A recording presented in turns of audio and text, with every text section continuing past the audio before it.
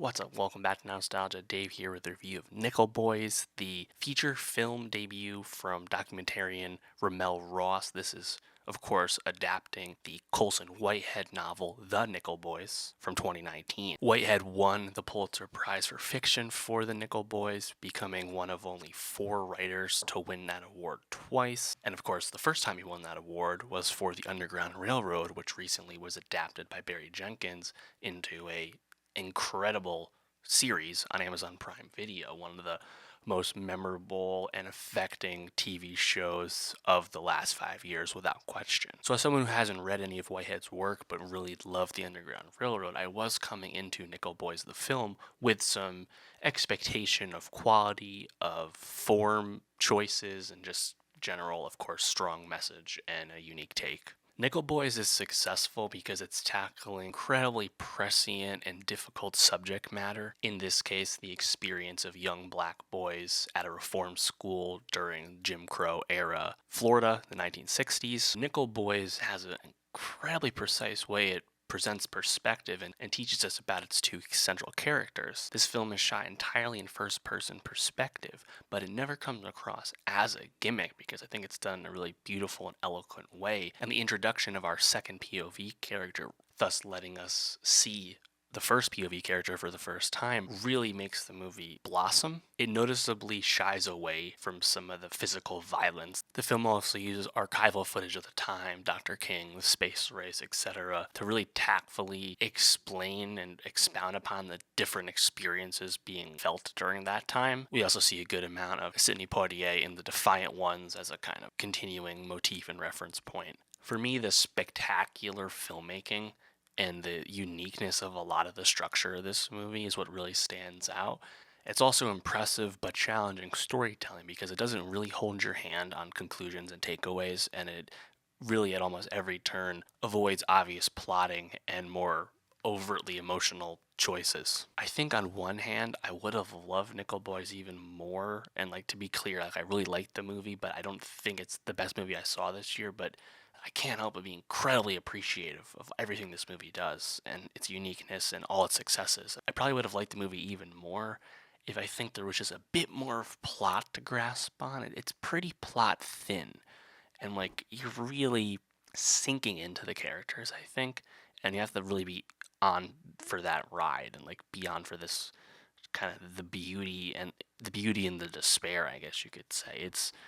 Maybe it's a bit hard to explain, but I think, again, contrasting it with the Underground Railroad, which has a ton of plot and obviously has fantastical elements to it and very overt and consistent violence and whatnot, right? That's not what this movie is about. Perhaps maybe if the passage of time was a bit easier to grasp, I'm not sure, but I mean, to be clear, there are some standout sequences. Not going to spoil this movie because this movie, I was lucky enough to see it early. This movie is not getting a release until really January for most places. It's not even opening in New York and LA until the end of December, so it's going to be a bit of a while before we get this from Amazon MGM Studios. But there's a really standout sequence in terms of what you feel emotionally once you process things. There's a choice made at the very end I won't say anything about, but that really colors in everything you've seen to that point. Before that, there's some stuff with a boxing match that really stands out. Fred Hetchinger's character as someone who's working at the school, of course, a white guy. Small role, but makes an impact, especially at the end. Hamish Linklater's performance as the really vindictive, malevolent headmaster of the Nickel Academy, this reform school, which is overtly treating its white attendees and its black attendees very differently. And while this film, kind of eschews giving you title cards at the end to tell you about the real life inspirations, if you dig into what this story is based on, specifically the Dozier School for Boys in Florida, it's pretty harrowing stuff. And it's what happens in the movie is very much accurate to what's happened in real life. And this is namely rampant abuse and corporal punishment of black boys, and including murder and death. This school in reality, there are hundreds of unmarked graves that have been uncovered in recent times, in the last 10 years or so. And this is where we're spending this story when this quote unquote school was in its heyday, and I think it's a movie where you spend a lot of time like on the edge of your seat because you're waiting for something like really really bad to like beat you over the head, and never quite does that in such a overt fashion. But when bad things do happen, they almost like wash over you in a maybe even a more effective way. It's hard to say.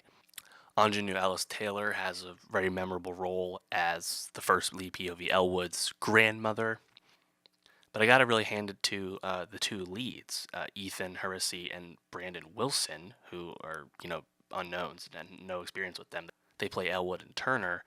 And, I think the performance, about Elwood, of this more reserved, bookish kid who starts to get beaten down by his new experience, but then has a defiance of trying to build himself and get himself out any way he can, contrasting that with Turner, who has been at the Nickel Academy for a long time and is incredibly cynical about the world in general, and so much so that he sees his time in this abusive school that he can't escape as no different than living in Jim Crow America. I also want to shout out Jimmy Fails, who has a very small role in the beginning of the movie as Elwood's high school teacher.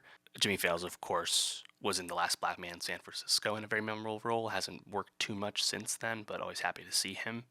And Daveed Diggs has I think, a interesting and important presence in Nickel Boys because he plays the adult Elwood. And once we learn about the adult Elwood, there's certain things you assume about the story taking place in the 60s, but the movie still manages to subvert and challenge those expectations by the end. So, really successful movie, uniquely filmed, and I think conceptually very effective. And I think for me, it's a movie that I have a lot of appreciation for. It's a difficult movie to watch at times, goes without saying. And I think because it's not quite as pulpy as some other, traumatic films are, maybe that's why it can be hard to grasp in certain aspects. But I think it's really excellent, and I think obviously Colson Whitehead material at this point, pretty darn certified. So I would love everything he's ever written to get adapted at this point because we have a good track record thus far.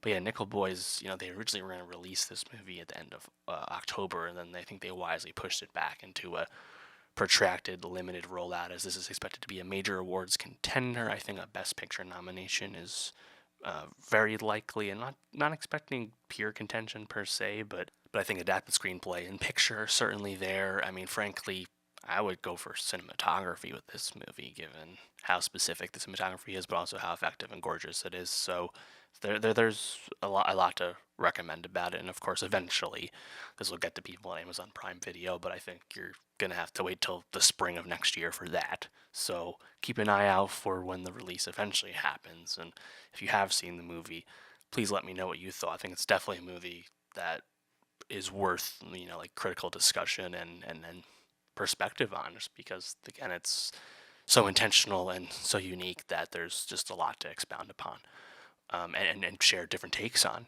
different takeaways from. But yeah, let me know, what did you think of Nickel Boys? What was the aspect of the movie you most appreciated? What was most effective to you? Let me know. And for more movie reviews, subscribe, and I'll see you next time.